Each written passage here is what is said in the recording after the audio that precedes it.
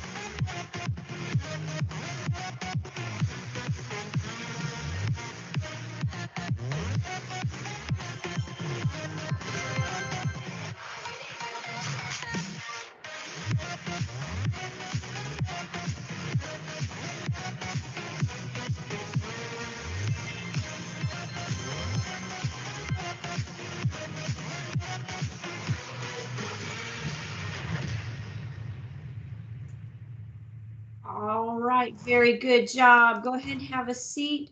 Breathe in through your nose, out through your mouth, in through your nose, out through your mouth, in through your nose, and out through your mouth. Put your hand over your heart. If you can still feel your heart beating, we need to slow it down. We want a slow, steady beat of the thump, the thump, the thump. And to do that, we need to breathe to slow it down. So breathe in through your nose and out through your mouth.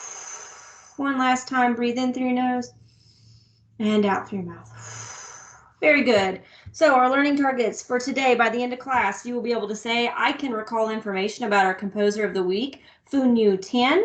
I can explain what Chinese New Year is. I can explain what solfege is. I can sing and create Chinese Zodiac songs using solfege and my Chinese Zodiac sign. I can describe Chinese music and how it sounds, and I can explain what a Peking Opera is and how it sounds. This is our composer of the week, Phoon Yew Tien. That's his name. He was born August 21st, 1952 in Singapore, and he is still alive. We'll take a little field trip to Singapore in just a minute. He is the most recorded composer. Remember, composers write music for musicians. He's the most recorded composer in Singapore, and he's known all over the world for his Western style and Asian music. And Western style can really mean two things. It can mean like the Western Hemisphere, like American style music, but it also can literally mean like Western, like cowboy style.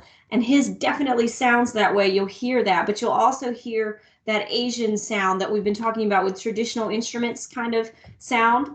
So you'll hear that in the song we're going to listen to. And he's also trained in Chinese orchestral music, and that's why you're going to see lots of orchestral instruments that aren't traditional, like flute, violin, clarinet, French horn. And then you'll also see a choir singing. And remember, we learned about our 4 voice types last week, with the lowest of the men being bass, then the higher of the men tenor, then the lower women alto, and the higher women soprano. So you get to learn about those and see them. So we're going to listen a little bit to this piece, and I am going to skip a little bit because it takes a minute for them to get going.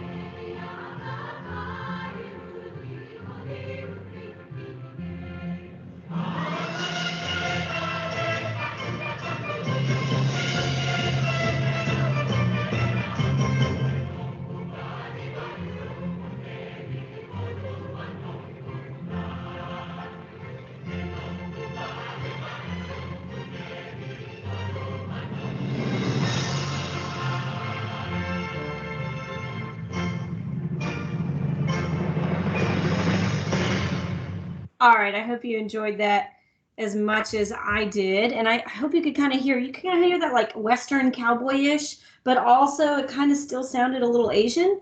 So I hope you could hear that. I do want to show you Singapore. Here is Singapore. As you can see, it is surrounded by water. Let's look at the picture.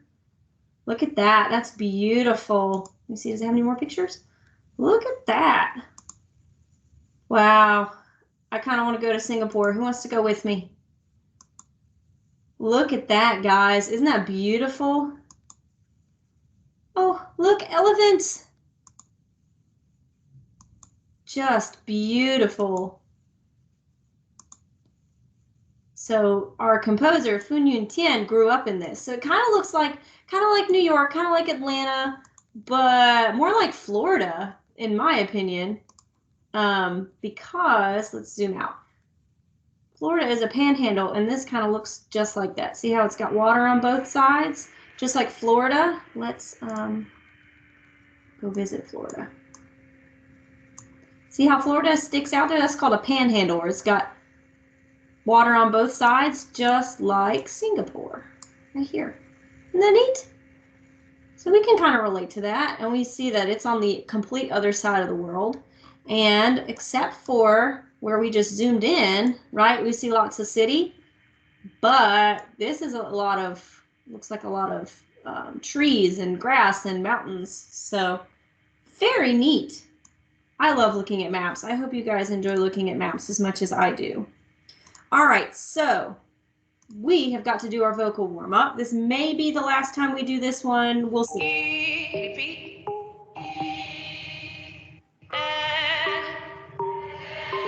Tempo.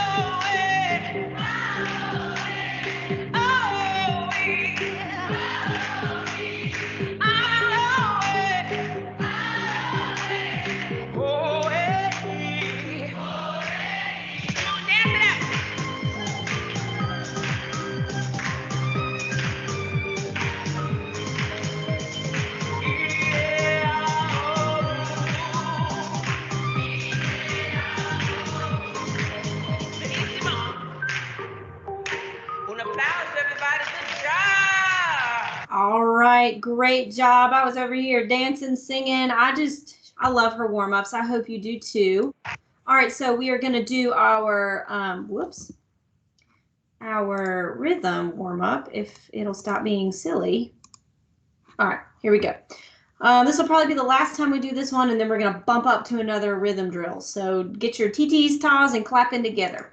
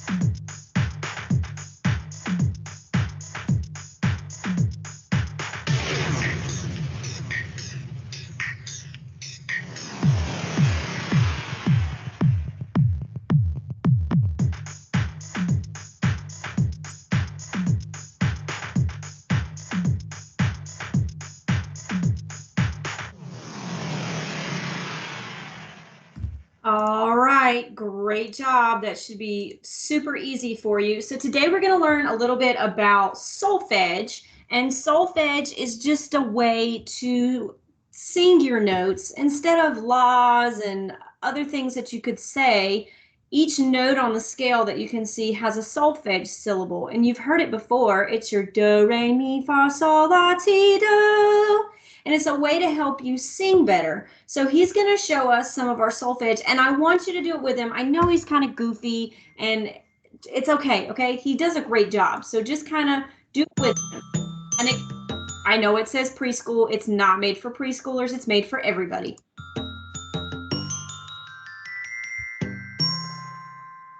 Hey everyone, and welcome to a very special episode of Preschool Prodigies. Today, we're not playing any songs, but we are going to be talking about something very important, the solfege hand signs, which are technically called the Kerwin hand signs. So the Kerwin hand signs start out down here with two little fists kind of by your waist, and we like to sing do. You try. Do. Again. Do. Do. Nice job. Then we go from that strong do to a rising tone, re. You sing re. Yeah, re. Oh, re. Nice job. Then we get flat hands for me, me. Sing and sign, me, me. The flat hands are nice because it shows us that me is sort of a restful tone or a peaceful tone. Then we do a thumbs down for the inspiring tone, fa. You sing, fa, yeah, fa. Thumbs down for fa. Thumbs up for sol. You sing, sol, yeah, sol, sol. Sol is the grand tone or the bright tone. Then we go from sol up to la. Can you sing la? Again, la, la. La is kind of the sad or the weeping tone. And if you put your hands up here and just go like that, they will fall right into la. From la, we keep on going up like this to T. You sing T. Again, T. T. T is sort of the piercing tone, and T is kind of a rising tone also because it really wants to go up to the higher do. Let's try. T, do, T, do, T, do, T, do, T, do, T, do, do, a do. Hey, nice job. So those are all the hand signs. Let's just talk about that T real quick. T, it's kind of like two little balls pointing up, kind of showing us that we're gonna go up into the do. Some people like to put their fingers like this, but either way, if you got a little ball and you're pointing up, that's your T up to your high do. So we started out with do and we ended with do, and that's because the musical notes always repeat in a pattern. We start with do, we end with do. We can sing some higher notes, a re higher than that high do, or notes even lower. Let's try it real quick. Let's try a really low do up to a really low re, mi, fa, sol, la, ti, do. That do is where we actually started before. Do, re, mi, fa, sol, la, ti, do, re, mi, fa, sol. I can't really sing up that high, but if you can keep on going, practicing the solfege up way high, way down low, and you can hear how that musical pattern repeats. All right, so we just learned what solfege is, okay? It's how we repeat our pattern. I hope that helps. Whoops. Each note has its own solfege, do, re, mi, fa, sol, la, ti, do, and it just starts over and over and over again. Today we're gonna focus on do, mi, sol. So I want you to sing do. Can you do that with me? Do. All right, now stop. Now I want you to sing me. Can you sing that with me? Me. And stop. And then I want sol. Sing sol with me. Sol. Good. Now sing me. Now sing do. All right, I'm going to sing you a pattern. Do, mi, sol. Can you sing that for me? Do, mi, sol. Now I'm going to sing another pattern. Sol, mi, do. Your turn. Sol, mi, do. All right, we're going to use just the sol, mi, and do in our zodiac symbol. So you remember, we looked up your Chinese zodiac symbol and we decided what animal it was and we clapped some rhythms to it. But now we're going to add some solfege to it. So here are the symbols: ox, tiger, rabbit, dragon, snake, that probably relate to when you were born. And we're going to add some syllables. So if you're an ox, you're going to be a sol. If you're an ox, sing sol with me. Sol. Okay. If you're a tiger, you're going to be a me. If you're a tiger, sing me. Me. If you're a rabbit, you're going to be do. If you're a rabbit, sing do with me. Do. If you're a dragon, you're going to be so. Dragon, sing so with me, so. If you're a snake, you're going to be do. Snake, sing do with me, do. So if I wanted to make a pattern, let's say tiger, dragon, snake, ox. If we clapped those rhythms, it would be tiger, dragon, snake, ox. Can you do that with me? Tiger, dragon, snake, ox. But if we were going to use solfege, tiger is me, dragon is sol, snake is do, and ox is sol. So if I was going to sing it, here's the solfege written out. It would be mi, sol, do, sol, tiger, dragon, snake, ox. Can you do that with me? Mi, sol, do, sol. Now let's sing the actual words. Tiger, dragon, snake, ox. This is how music is written, guys. We just assign solfege syllables to it and you've written a song. What if we wanted to do it backwards? Ox, snake, dragon, tiger. Let's clap the rhythms backwards. Ox, snake, dragon, tiger. Let's do that again. Ox, snake, dragon, tiger. And we know that the syllables would be sol, do, sol, mi. So it would go sol, do, sol, mi. Can you do that with me? Sol, do, sol, mi. And I know that's hard because you're probably like, Miss Kaiser, how do you know where sol starts and mi and do? It takes a lot of practice and we'll be practicing so that it gets easier for you. Okay, if you want to, you can pause the video and write out your own and you can practice it and sing it yourself. I'd love for you to send me a video of you singing your Zodiac, Chinese Zodiac symbols in solfege. Okay, so if you're going to do that, you can pause the video and do that and play with it. And if not, or if you're done, we're going to move on to a brain break. So go ahead and stand up. Okay, this is a newer one. It's also in Chinese.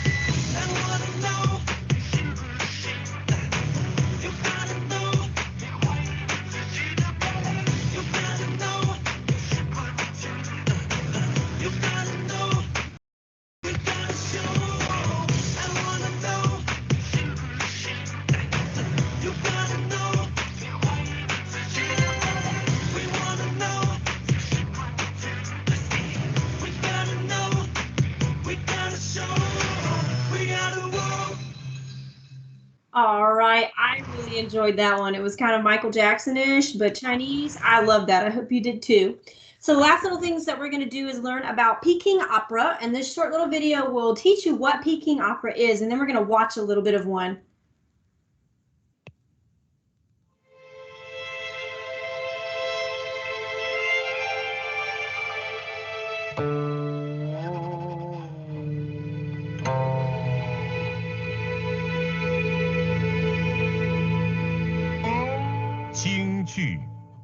京剧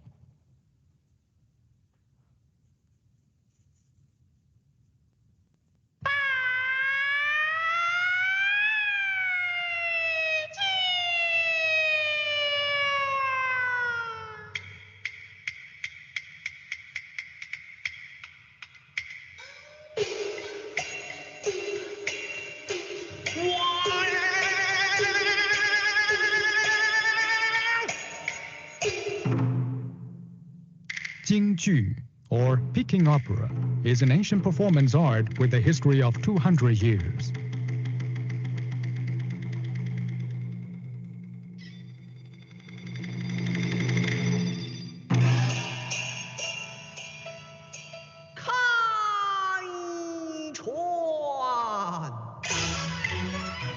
Jingju has 4 kinds of roles, according to different identities and personalities.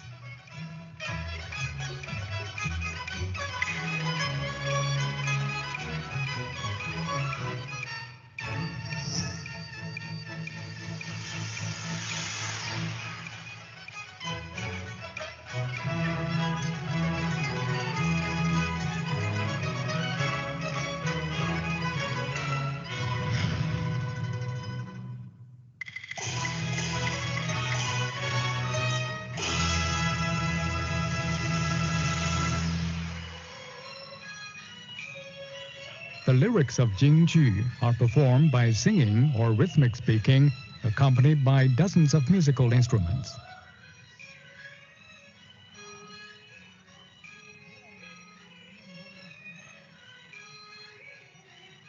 Now, Jingju still enchants many Chinese people and foreigners with his unique charm.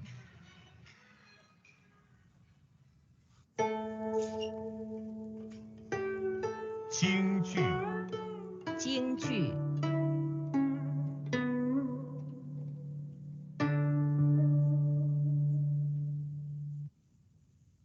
All right, so I hope you saw some of the traditional instruments that we studied last week, the erhu and the pipa being used, and you're going to see some of these characters in the one that we're going to watch. So hopefully you're going to make connections.